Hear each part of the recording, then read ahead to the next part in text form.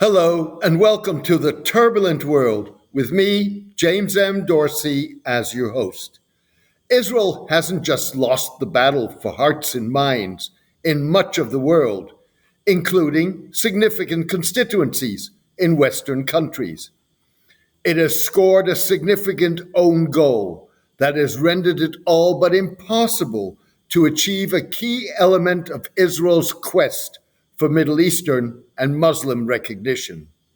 For much of its history, Israel has sought recognition not only of its existence as anchored in international law, but of the Jewish state's right to exist, a concept non existent in the legalities governing diplomacy and interstate relations. Recognition of Israel's right to exist, rather than its de jure existence, means endorsement of the narrative that Jews are the legitimate claimants to historic Palestine, even if they have not constituted the majority of the territory's population for at least 1,600 years. Moreover, Israel's quest rejects the legitimacy of competing national narratives as part of a two-state solution to the Israeli-Palestinian conflict, with the Palestinian state expressing the national aspirations of a displaced people. By demanding recognition of Israel's right to exist, Israel wants Palestinians to abandon their claims to the land and legitimize their displacement in the 1948 and 1967 Middle East wars. The 1993 Oslo Accords between Israel and the Palestine Liberation Organization, or PLO, that led to the creation of the internationally recognized Palestine Authority, fudged the issue by framing it as Israel's right to exist in peace and security, rather than its right to exist as a matter of principle. Yet even that could prove a difficult sell in future negotiations without a significant degree of reciprocity. Given Israel's Gaza war conduct, the tens of thousands of Palestinian deaths, the devastation of the Strip's infrastructure, and the blood-curdling language that has gone mainstream in official and public Israeli discourse, Palestinians will demand an equal right to exist in peace and security. To be sure, Hamas's October 7 attack that killed some 1,200 people, mostly civilians, sparked the Gaza war. Throughout the war, the group has made statements and acted with equally blood-curdling disregard for innocent lives, whether Palestinian or Israeli, and a lack of empathy for the plight of their own or the other. A comparison of war-related mass Israeli anti-government protests in 1982 and today tells the story of hardening positions.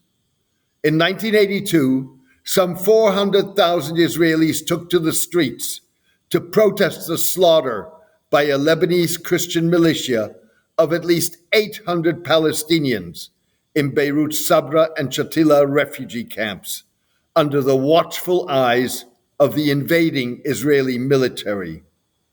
This weekend's protests in Israel, the largest in Israeli history, with 750,000 people pouring into the streets of Tel Aviv and other Israeli cities, were about the lives of Hamas-held hostages, with little, if any, reference to the high number of the war's Palestinian casualties.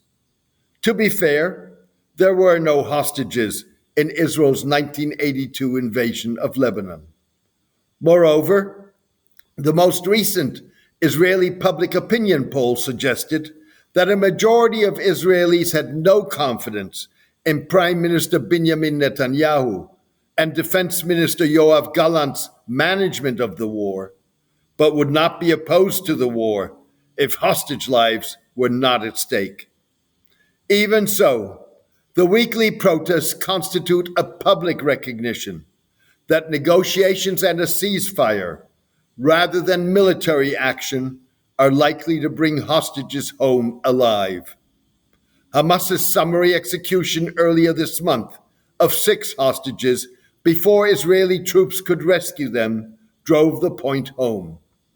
As a result, Mr. Netanyahu's insistence on military action and willingness to sabotage US Qatar Egypt mediated ceasefire talks is as much designed to ensure the continuation of the war as it is to thwart the notion that what applies to the hostages is equally valid for resolving the Israeli Palestinian conflict. For now, many Israelis and Jews have yet to connect the dots. To prevent that, Mr. Netanyahu and his cohorts have worked hard to paint a picture of a global environment populated by anti Semites in which Israel is surrounded by forces seeking its destruction. We are surrounded by a murderous ideology led by Iran's axis of evil. In recent days, despicable terrorists have murdered 6 of our hostages in cold blood and 3 Israeli police officers. The murderers do not distinguish between us.